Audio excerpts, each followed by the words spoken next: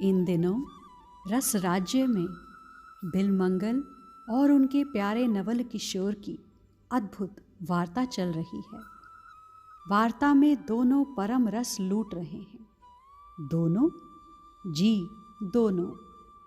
भक्त को भगवान का बोलना अच्छा लगता है तो भगवान को भी भक्त की बोली बहुत अच्छी लगती है। देखो बिलमंगल, तुम मेरी चापलूसी कर रहे हो। मुझे ये सब प्रिय नहीं है। तुम व्यर्थ की स्तुति का अंबार लगा दो जो मैं हूं नहीं। नवल किशोर ने आज बिलमंगल से ये बात कही थी। बिलमंगल चौंके। मैंने क्या चापलूसी की? मैंने क्या व्यर्थ की बातें की? किशोर ने उत्तर दिया, तुम ही तो कह रहे हो कि तुम ही रसज्ञ हो, तुम ही रसिक शेखर हो। अरे, मेरे जैसे और भी हुए हैं और उनमें भी रस प्रवाहित हुआ है, और अन्य अन्य मार्ग भी हैं जो रस की बातें करते हैं। फिर मैं ही क्यों, मुझे ही क्यों रसराज कहा, रसिक शेखर कहा? ये सुनकर बिलमंगल कहते हैं, हुए होंगे बहुत, अन्य अन्य अवतार भी होंगे। होंगे नहीं, हैं। किशोर ने फिर बीच में ही अपनी बात कही।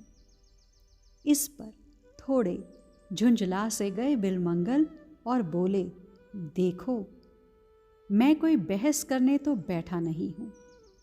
मुझे विवाद नहीं करना, किंतु इतना अवश्य कहूंगा कि प्यारे, मैंने जो कहा है वो मेरे प्राणों की अनुभूति है। मैं इसे कैसे झुठला दूं? नवकिशोर मुस्कुरा रहे हैं। उन्हें और सुनना है, क्योंकि बिलमंगल की बातें ही तो श्री कृष्ण को अपने कानों में अमृत समान लग रही हैं। इसलिए तो ये सब ही श्री कृष्ण करना अमृत कहलाती है। हे मधुर देव, हे रस के देवता, होंगे अन्य अन्य भी रस के मर्मज्ञ, रस के स्वरूप होंगे, किंतु मुझे तो सिर्फ तुम ही लगे। इसलिए मैं कह रहा हूं प्यारे, देखो, ये प्रेम का सौदा है। इसमें विवाद को कहीं स्थान ही नहीं है। और बड़े विचित्र हो, प्रेम में भी विवाद कर रहे हो। ये सुनकर किशोर मुस्कुराए, मानो संकेत में पूछ रहे हैं, और बताओ? नहीं, मैं ये नहीं कह रहा कि तुम्हारे अन्य अन्य अवतार रस से भरे नहीं हैं, कोमल कमनीय नहीं हैं। हैं, नील सरो रूह हैं।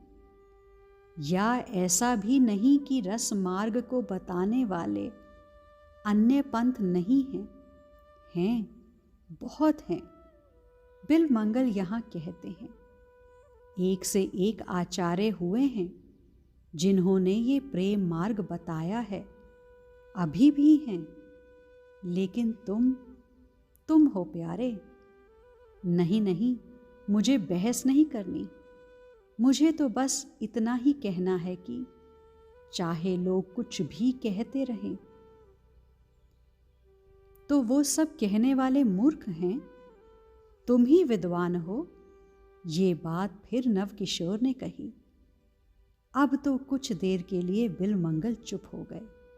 उन्हें लगा कि किशोर गंभीरता के साथ ये बोल रहे हैं क्या, किंतु जब मुखारविंद देखा तो स्मित हास्य अधरों में तैर रहा है। तब सहज हुए बिलमंगल और कहने लगे, कौन मूर्ख, कौन विद्वान, ये तो आप जानो, किंतु मैं तो सिर्फ आपको जानता हूं। मुझे अन्य मार्गों का कोई अनुभव नहीं है, तो मैं उनके विषय में क्या कहूं? मुझे आपके ही अन्य अवतार रूपों का भी अनुभव नहीं है।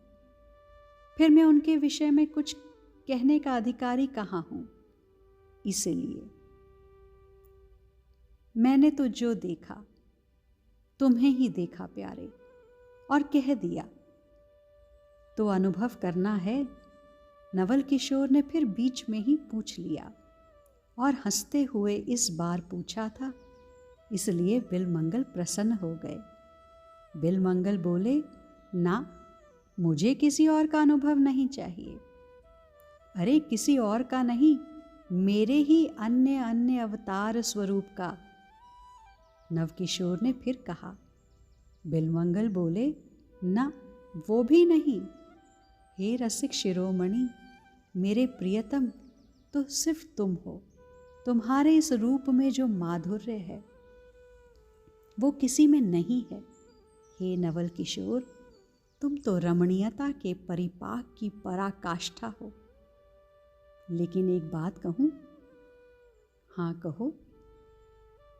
हे नवल किशोर, तुम्हारी समता किसी से नहीं है, तुम्हारे अन्य अवतारों से भी नहीं है प्यारे। मानो ये मेरे प्राणों का अनुभव है। क्या? बिलमंगल बोले, तुम ही हो। तुम्हारे जैसा कोई नहीं है, कोई हो ही नहीं सकता।